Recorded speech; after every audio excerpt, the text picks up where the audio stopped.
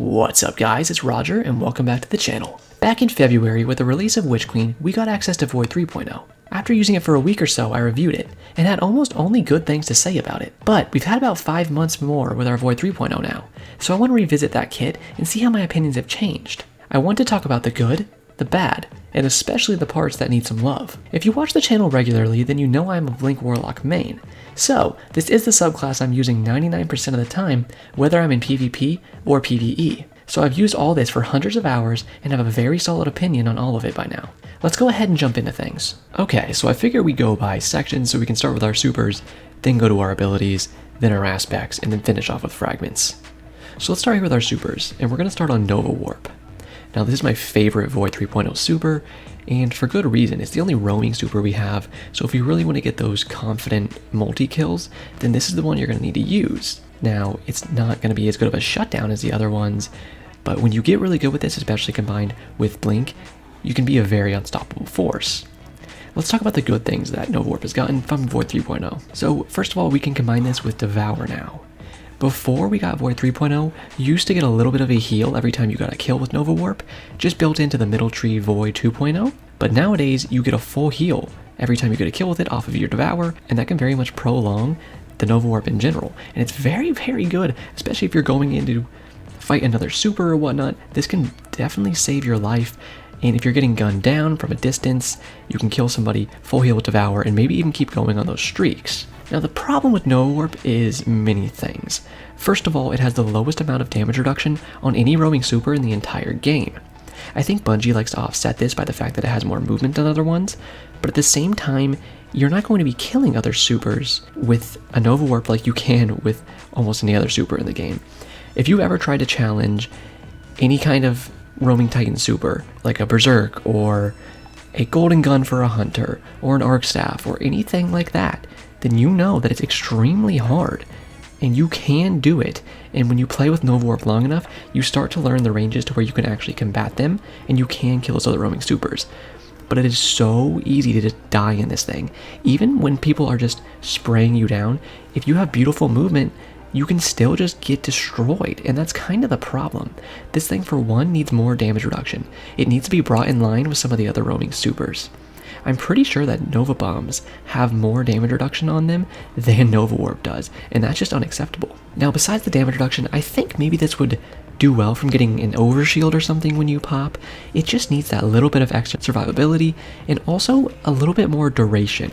The thing is, you're going to use some percentage of your super every time you want to use your shift. So when you right click for us, or my shift key, for example, whatever it is on controller, you're going to teleport a short distance, but that's going to use some of your super percentage. That needs to be brought down a little bit in my opinion, because it takes too much out of your super bar just to actually have movement. And especially if you're not on Blink, it's going to take even more out because you're going to want to use it more. And even interlacing your blinks, you're going to run out of blinks pretty quickly. And then what do? You have to use a bunch of super energy just to get around. If you look at something like a Golden Gun, those things, I swear, can go 2 times longer than Nova Warp. It's absolutely insane, but of course that's kind of just classic Bungie favoring hunters over everything else. But even Titan supers will last longer than Nova Warp, and it's just a big problem. I do really love this super, and I think it just needs a little bit of love. I don't think it necessarily needs any kind of damage boost, although I could definitely see it needing some, maybe a little bit of a damage boost on the uncharged version, but it definitely needs more survivability, whether that comes in the form of overshield or damage reduction, or both. That is just what this needs in my opinion. And then it needs to take less super energy to actually use the shifts. Maybe just 1.5% of your super every time you use a shift or something like that would be more acceptable. Longer duration would help as well. But overall, Nova Warp is a great super, especially once you get it down pat with your Blink, but it just needs a little bit of love in my opinion. But definitely having it with Devour brought it to the next level. Now after that we have Vortex Nova Bomb. Now this is the classic shutdown super, and if you're going to fight in cap point trials or anything like that, you want this to fight off those Well of Radiances and bubbles. There's nothing really bad I can say about this. It's just a really solid, good super. If you need something to fall back on in terms of your Void 3.0 Warlock super, this is what you pick. You can definitely wipe out a team with this if they group up too much, and it will get caught on walls sometimes. The casting can be a bit wonky at times, but overall, it's a very reliable super that I love, and I don't think it really needs any changes. I think the cooldown is just fine, and I very much enjoy it. Now last but not least for our supers, we have Nova Bomb Cataclysm. So this is the old Slova Bomb. This did get a way big travel time boost when they put it to Void 3.0. Do you guys remember how slow this thing used to be? Because it used to be so slow. And I noticed immediately when we got Void 3.0 how much faster this thing is. The problem is, I don't think it's fast enough still. And also the tracking can be a little wonky. And if someone runs behind a wall, then it's just finished. It hits a wall and it blows up. And the little tracking bolts might get a kill, but most of the time it's not going to. And you can break a bubble with this thing, sure, but there's no guarantee you'll kill the person in the bubble, whereas with Vortex, you will. So it's just kind of a worse Vortex. I think it needs something to kind of set it apart from Nova Bomb Vortex, and if it got that, I could really see it becoming different and having its own place in the meta. But for now, it's just not as good as Nova Bomb Vortex in any ways, so it really makes no sense to ever use this over Vortex. Now that we have all that covered, let's go ahead and jump into our abilities. Alright, next up we're going to move to our abilities. I'm not going to go too in-depth on all of these because there's some other aspects that I like to touch on and loop back to the abilities, but let's just go ahead and start. So first we have our riffs, healing and empowering. Not too much to say about these. They did pretty good. There's things that interact with your rift on Void 3.0, of course, being Shot of the Old Gods, and we'll get to that when we get to the aspects, but rifts are fine. I mean, I think it would have been interesting if maybe they introduced some kind of third rift to every 3.0 system, because why not? I mean, go all out. If you're going to make a 3.0 system, add some uniquity to them, really differentiate between the subclasses, I think would be the best move for them to do, but just making a healing and empowering is completely fine by me. After that, we have our movement. Of course, we have all the glide types, which before we only had 2 of the glide types and blink, but now we have them all. So an improvement there, of course. I wish they would put blink on some other subclasses, and I know we're gonna get the classic, it doesn't go with the lore and class identity. Class identity died the second they put healing nades on everybody's ass cheeks, so don't hit me with that shit. And I don't really care about the lore, but if we are talking about lore, we've seen arc subclasses with blink before. I don't care if it was a different kind of blink. Come on, guys. At the end of the day, we're supposed to be having fun with this game. They could easily give us blink on everything, and they should, so we can have the most fun we can with the game. After that, we're gonna move to the melee here. This is something I want to talk about, actually. We only have Pocket Singularity. This thing can be very good. It applies volatile, and it pushes them back. That can be very nice. But the thing is, it doesn't work half the time. The tracking can be very erratic, unpredictable, and terrible. And when it actually does track, it might track too well and fly itself 90 degrees into a wall before it even gets to the enemy that you're trying to hit. When it does work, you very much enjoy it and you laugh about it and you feel great using it. But when it doesn't work, which is probably 30 to 40% of the time, you get quite annoyed and you can't really be blamed for that. Here's my thing. If we take Solar 3.0 as an example, they have Celestial Fire and they have the new Snap melee ability. Why do we only have Pocket Singularity? Before, we had an amazing array of melees on Void Warlock. Specifically, the one that I loved was the Middle Tree Nova Warp melee. When you hit somebody, they would get pushed back a little bit, and then they would explode after a second. It was an amazing melee, and it allowed so much counterplay, and I absolutely loved it. Blink shotgunning before with that Middle Tree Nova Warp melee on Void 2.0 was absolutely amazing, and I wish they would give that back to us. It was already in the game. They already had it programmed, figured out.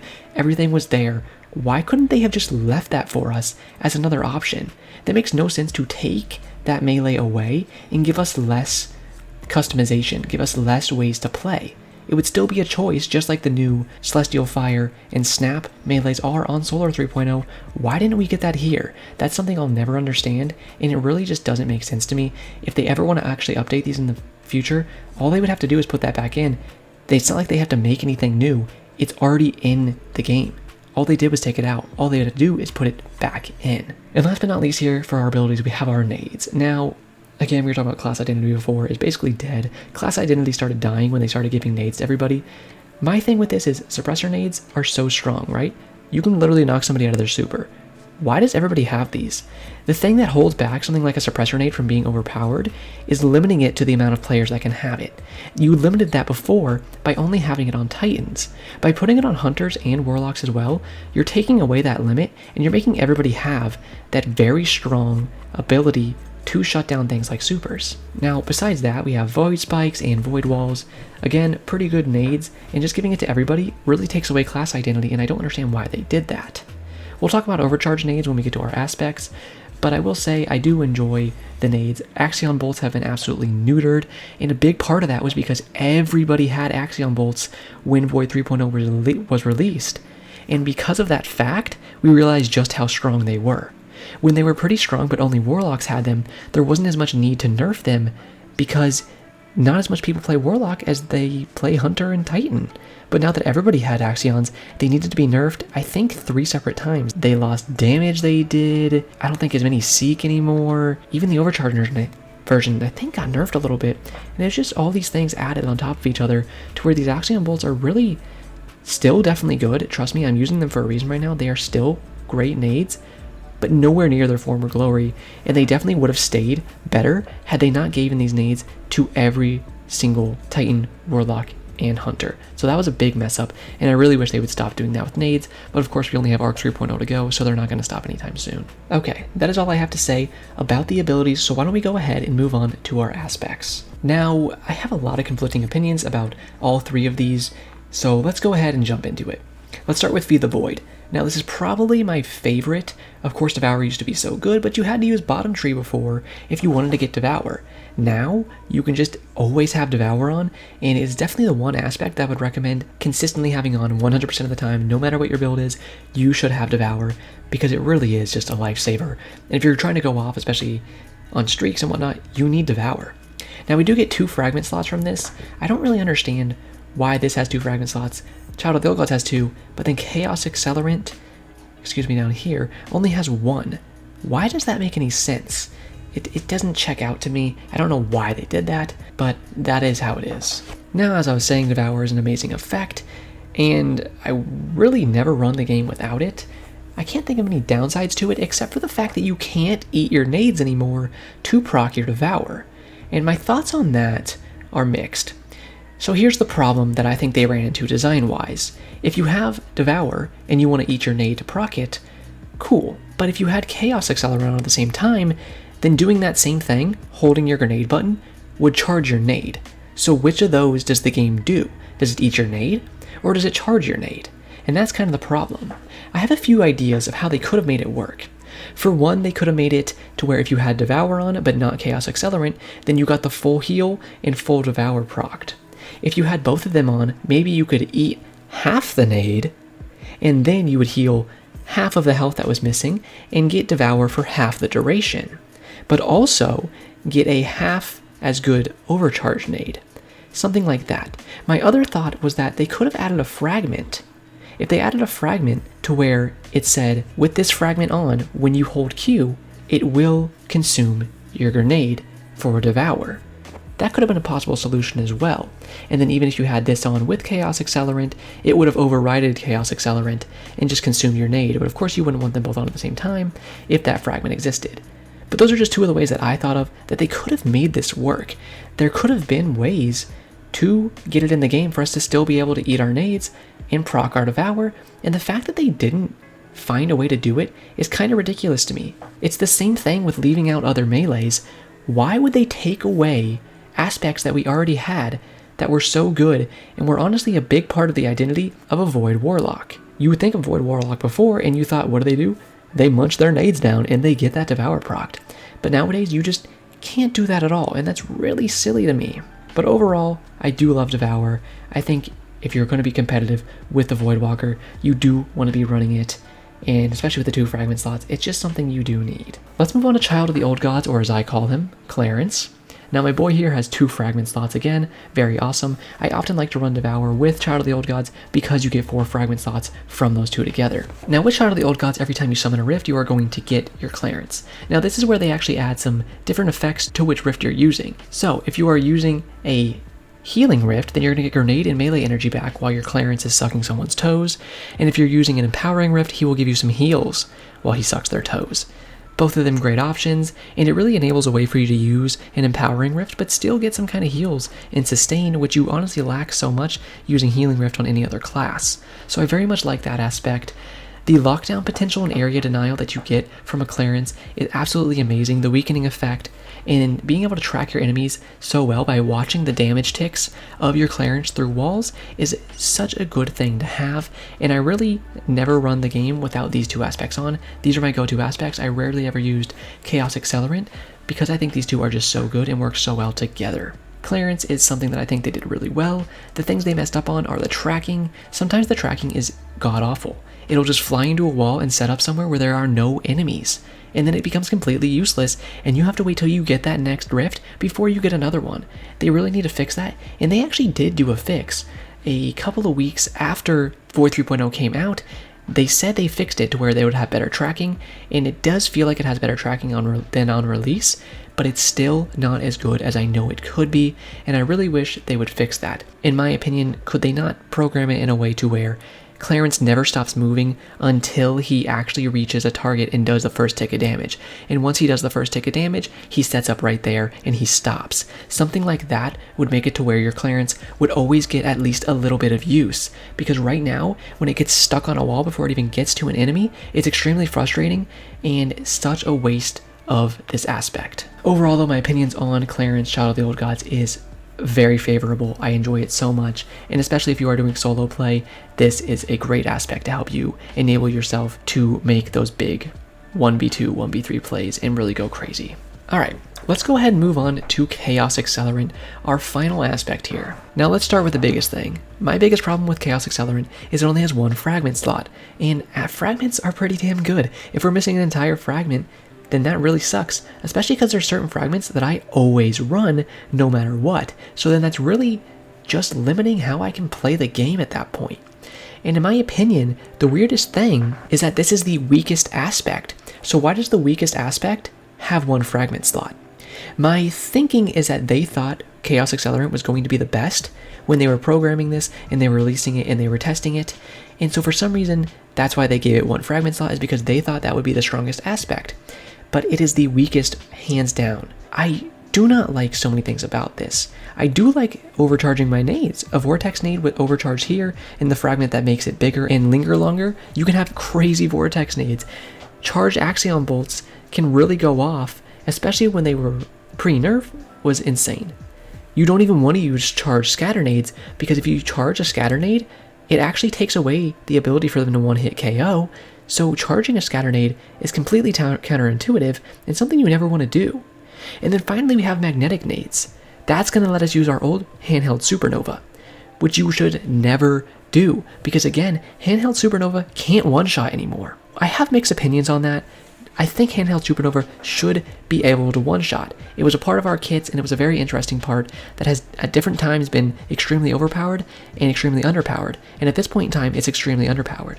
If you want to use handheld supernova now, you have to have on Chaos Accelerant, so you're losing in a fragment slot, and at the same time you have to use magnetic nades, which are one of the worst nades. They can be fine in PvP, but overall, they just don't perform as well as a scatter nade or an axion or a vortex. So to use this combination and get that handheld supernova really makes no sense when you look at it. And at the end of the day now, all it does is pushes your enemy back and does a little bit of damage, which you can already do with your melee much more reliably. I don't have to charge up my melee to push somebody back and do damage, but I have to charge up my handheld supernova if I want to do it, so how does that make any sense? And then on top of that, the melee actually makes them volatile. So the handheld supernova really is just completely worthless, and it needs any kind of love. I think it does need the ability to one-shot back, and that would really just make Chaos Accelerant have any more of a sticking point in this current meta, because right now you have no reason to use Chaos Accelerant unless you want to have a little fun. There's some fun builds you can do with it, but it doesn't make sense to me at all to ever use anything but Child of the Old Gods and Feed the Void if you're trying to make a competitive build with Voidwalker. All that being said, that is all my thoughts on the aspects here. Feed the Void and Shadow of the Old Gods, absolutely amazing, although they definitely have their fallbacks on losing the ability to eat your nades, and the tracking on the Clarence is the biggest downfall there, and Chaos Accelerant just doesn't cut it in any kind of competitive build nowadays, and it's really disappointing. All that being said, let's go ahead and move in to our fragments to finish this off. Okay, moving on to our fragments here for our final section, and probably the longest one. We have the most to talk about here, so let's get right into it. Now, let's just go in order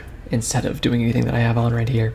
Starting with Echo of Expulsion. This is actually a fragment that I quite like. Any void ability final blow you get, so that means your Child of the Old Gods, your melee, any nade kills you get, will do another little explosion, and it gives you 10 flat intellect. You can't go wrong with flat stats, and this is something I use quite often. A lot of times people like to group up, especially in trials weekends where they might be 3-stacking or whatnot, and if you're playing solo versus stacks, this is actually really good. They will stack up, especially against solo players, because they think it's better to just team shot them. And if you can get them killed with a void ability final blow, say a scatter nade this pairs really well with, the first guy blows up, the expulsion goes off, takes out the second guy, and it's a very good combo. Definitely recommend using this one, and I don't really see any downsides to it. Next we have Echo of Provision. Damaging targets with grenades grants melee energies. This can be very good if you're trying to rely very hard on your melee. The problem with the melee is stuff we talked about earlier. It's just not the best tracking, and it will fail you sometimes. And honestly, you can just build more strength in other parts of your build if you really want this back that often. So I would never run this, and I don't really see why you would. You lose 10 strength just off using this thing anyways, so I don't really think it's that good. After that we have Echo of Exchange. Melee final blows grant grenade energy. Now this is a little better, especially since the grenades are so good right now. This is not something I typically run just because there's so many better fragments, and once we get to the better fragments that I usually run, I will explain why.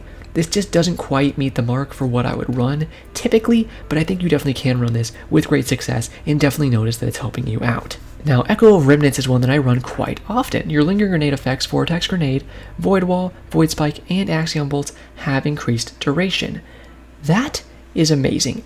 Having your Axion Bolts chase longer, or your Vortex nades be able to hold down an area, or lock off an area even longer, is a very nice thing. And the fact that this applies to Void Wall and Void Spike as well is also very nice. Highly recommend using this, and I am actually having this one on right now. I am pairing it with my Axion nades that I'm using right now, because having them chase even longer gives you more time to get up behind somebody when they are out of position from those Axions, and take them out while they have to deal with that Axion. Great fragment, definitely recommend it if you're going to run either Axions or Vortex or the Void Wall or Void Spike, but I would never really recommend running those. I don't think they're as good, but you can definitely be really good with them.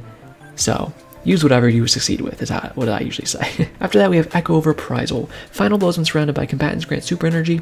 I think this is mostly a PvE fragment, but you can definitely have success with this. I'm not exactly sure how many combatants have to surround you. I'm assuming only 2, but if you need any more than that, then you would definitely never want to use this in PvP, because you would never get enough utility and use out of it that it would really be worth the fragment slot. Next up, we have Echo of Undermining. I'm actually a very big fan of this. Your Void Grenades weaken targets. This is something that's very good with Scatter Nades. Scatter Nades already have one-hit kill potential by themselves. If you stack a weaken effect on top of that, it makes it even easier to one-shot your opponent. And even if they don't die from it, you can easily follow up with any gunshot in their weaken, and you easily get a kill. Very good. The only downside of this is you do lose 20 discipline. I think that is a completely fair trade, and I do oftentimes run it even despite that trade. But how good nades are, it might be worth it to you just to have the nades up more often, even if they don't have that weakening effect. That's really going to come down to you as the player, but I can definitely recommend either having this on or off is very good choice. And I would definitely recommend trying it a little bit. If you haven't tried it before because you just don't want to lose 20 discipline, give it a go, and I definitely think you will see the effects of this and notice that it can be very much worth it in certain cases. Coming down next here, we have Echo Persistence, which is another one that I have on almost 100% of the time.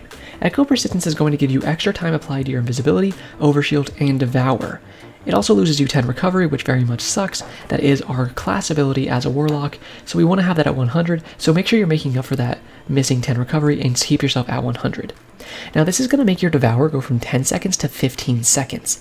I think 100% it is worth it to run Echo of Persistence at all times when you have devour on, because that extra 5 seconds on devour is huge. Think about how long 5 seconds is in a game like this, where every split-second decision really matters. So when you have 5 more seconds that you could possibly proc your devour, and then keep going on those streaks and those tears, that's absolutely huge. Definitely recommend this, not to mention if your teammates ever apply invisibility or an overshield to you, which is pretty common nowadays with how good Void 3.0 is on Titans and Hunters, then you will get longer duration on those as well. So this is one that I recommend running 100% of the time. Next up, we have Echo of Leeching. Melee final lows are going to start health regeneration for you and nearby allies. That gives you 10 resilience, which resilience is better than ever right now, so honestly this could be a better choice than it was before. As we all know, you usually are going to have Devour on, so I don't ever run this because I'm going to get a kill with my melee and it's going to immediately proc my Devour and I'll full heal anyways. The only good part about this is if you're not running Devour, it can kind of make up for that and give you a little bit of extra healing in your kit, and it can also give some healing to your allies, and the 10 resilience can be very nice, especially with those recent flinch changes. So if you want to run this, if you're not running Devour, is the only time I would really recommend this, but if you do have Devour on, never run this, it's a waste of a fragment slot. Coming up after that, we have Echo of Domineering. After suppressing a target, you gain greatly increased mobility for a short duration, and your equipped weapons is reloaded from reserves. I have never used this, to be honest. You get 10 discipline from this. I'm sure you could definitely make this work in PvP, but I bet this is way better in PvE. But I definitely do see some potential for this for PvP. Again, not something I ever touch because it's just so... This is something that you're barely ever going to proc, and the amount of times that I could proc my Echo of Expulsion versus this, why would I ever trade these out, for instance? You know, the amount of times that this is going to help me versus this, why would I ever trade those out? And then these two are ones that I always have on, and we'll get to Dilation in a second, but it just doesn't make sense to ever want to lose any of the fragments I use just to ever have that small use case from Domineering, but I definitely think you could get some cool builds with this in PvE. Echo of Dilation is next, and like I said, this is my first fragment and one that I have on 100% of the time. This is going to give us, when we are crouched, a much finer tuned radar, and that finer tuned radar is a very big part of a skilled player reaching their cap. You really want to be using your radar, of course. 80% of the time that you're not in a gunfight, you are looking up at your radar. You need to see where your enemy is. That's how you know where to engage in those gunfights. Especially if you're like me and you're an aggressive blink player with shotguns, you really need to read that radar super well. And having Dilation very much enables that. On top of the radar, you also sneak faster, and that can very much be helpful when you're trying to get up close to an enemy while sneaking so you're off their radar, but then you can blink straight onto them while you have that fine-tuned radar and know exactly where they are. To finish that all off, we get 10 mobility and 10 intellect, so 20 raw stats straight from this you can never go wrong with. Intellect is not as good nowadays because most of the time you're making your supers from slaying out and taking damage, but it still is nice to have a high intellect, although you don't need over 60 in my opinion. The 10 mobility is very nice, and having a nice mobility range of anywhere from 50 to 80 is what I recommend on a Blink Warlock, so this really helps me sit right there at that 60 range quite comfortably, and that's something I really appreciate from Dilation. So, like I said, 100% of the time, recommend running Dilation. Always run this. Next we have Echo of Instability. Defeating targets with grenades grants volatile rounds to your void weapons. I have screwed around with this a little bit. 10 strength from it. It can be nice, but honestly volatile rounds I don't think are that good. In PvE is where I think this is mostly going to be useful, so use it there if you'd like to, but not something I really ever touch on. Echo of Harvest. Defeating weakened targets with precision final blows will create an overpower. You lose 10 intellect. Who cares about losing the intellect? Like I was just saying before, not very important to have high intellect. And this is another case, kind of like the Domineering, where how often are you really going to proc this is my thing. You know, first you have to weaken them. Okay, you can weaken people from your nades if you have the other fragment on, or from your Clarence. So you have some pretty easy ways to weaken them, but then you have to kill them, and not only kill them, but you need to kill them with precision damage, which isn't too hard, but that just means you have to do all these things in pre-setup just to even get that Orb of Power, and then once you get it, you have to go get the Orb of Power, and if that was the last kill you got in a round per se in Trials, then the Orb of Power was useless, because maybe you got a little super charge, but if your super was already charged, then you just got charged with light, and if the round ended, then you don't even get to use that charge with light. There's so many little things that just make this not worth it, but again, in PvE, I do definitely think this has a lot of potential in builds. I'm not even going to waste much time on Echo of Obscurity here. Finisher final blows grant invincibility. Great, are you going to be using finishers on little Jimmy when you hit him real hard in the Crucible? I don't think so, so in my opinion, pretty useless. 10 recovery though, so maybe you could throw it on if you really didn't want to use anything else and at least get the raw stats, but obviously could be good in PvE, but worthless in PvP. And last but not least there, Echo of Starvation. Picking up an Orb of Power grants Devour. Again, could be useful, but you lose 10 recovery off that, which again, you really don't want to be losing that stat specifically. And at the same time, when are you really going to proc this? You eventually do proc this, and then is it really that useful? I don't think it would really come in handy that much. That is all of our fragments, abilities, supers, and aspects covered, so why don't we go ahead and I'll jump into the outro and kick it out with my final thoughts there. So when it comes to Void 3.0 right now, I think it's in a pretty good spot. There are some things that are lacking, such as Chaos Accelerant, and things like Nova Warp and Handheld Supernova really just need some help. They need a little bit of love. And also Blink's entire existence is just completely ignored by Bungie at every point of the day. So I'd really love to see if that got a little bit of love and attention and actually brought out of this one singular subclass in the game would be a nice start, to be honest. But overall, I think it's a pretty good subclass, and probably better than Solar Warlock in my opinion. Especially once Classy Restoration disappears at the end of this season, it's still going to be the top dog, depending on how good Arc is after all. With all that said though, thank you guys for watching so much. If you enjoyed, leave me a like, comment, subscribe, hit the notification bell if you want to see more in the future. I would really appreciate it if you subscribed. We are on the road to 10,000 right now, and I would love to have you. But that is it for me today, so have a great day, Guardians.